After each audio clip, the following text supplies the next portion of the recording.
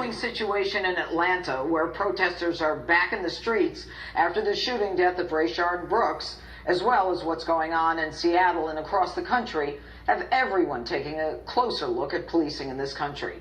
Here's tonight's opening statement. Law and order is essential. It's real simple. Without law and order, there is no freedom. Without law and order, freedom ends. Without law and order, there is anarchy. What's happened in Seattle this week is but a small example of how far the left will go to satisfy the progressive extremists and surrender our cities to them, of what it will be like without law and order. And we cannot have it. Now, don't get me wrong. I said last week that the sadistic, torturous murder of George Floyd by Minneapolis police officer Chauvin deserves the harshest punishment. Not just murder 2, but murder 1. And I don't just talk the talk, I have walked the walk. There is much that needs to change. It's why we have a Congress, state legislatures, school boards, community organizations. That's why we have elections.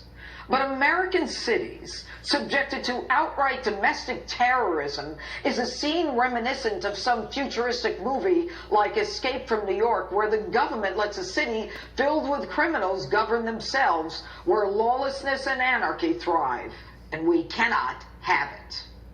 Law-abiding Americans witnessed the destruction and the looting of businesses and neighborhoods, the burning of property, including churches, all allegedly in the name of George Floyd, in horror. Liberal Democrat mayors and governors have surrendered to rioters, anarchists, and looters, allowing them to blow off steam. We sat stunned watching the 3rd Precinct police in Minneapolis literally run out by these anarchists. We watched the same happen in Seattle on the mayor's order, thinking, this can't be America. This must be some third world country. We cannot have it. Now, permit me a politically incorrect question. How many families in this country whose loved ones were victims of brutal homicides have been allowed to blow off steam, pillage and plunder the property of others because the system didn't work the way it was supposed to? When the rights of law-abiding citizens are subjugated and destroyed by those seeking change by committing crimes, we must demand they be stopped. When anarchists want to end a civilized society by defunding the police, they throw us back to the Wild West when vigilante justice reigned. Taking large chunks of police budget to give to mental health and community groups and eliminating police response on calls like domestic violence, which, by the way, is among the most dangerous calls police respond to, I fear for battered women. Should we now start negotiating violent crimes against women? Is that even a negotiable issue? Or do we wait until the first social worker or mental health worker is killed and then demand the cops be brought back? In Seattle, the Capitol Hill Autonomous Zone, known as CHAZ, announces its area is outside the United States. The police department is now the People's Department.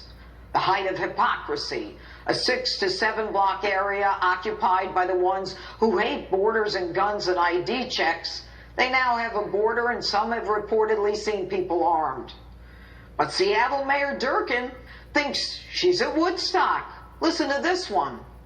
Lawfully gathering and expressing First Amendment rights, demanding we do better as a society, and providing true equity for communities of color is not terrorism. It is patriotism. Mayor, how many of your new Chaz squatters work in Seattle, pay taxes in Seattle, or even vote there? Now that they've used you, they want you gone. Maybe you and Mayor de Blasio's wife, Shirlane, should take a vacation to Nirvana, which, according to her, is wherever there are no police. Leave your police protection behind.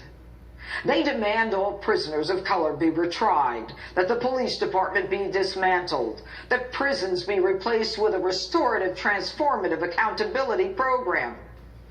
I guess victims should be on notice. They need to have a transformative accountability session with their rapist. After all, the rapist won't be going to prison.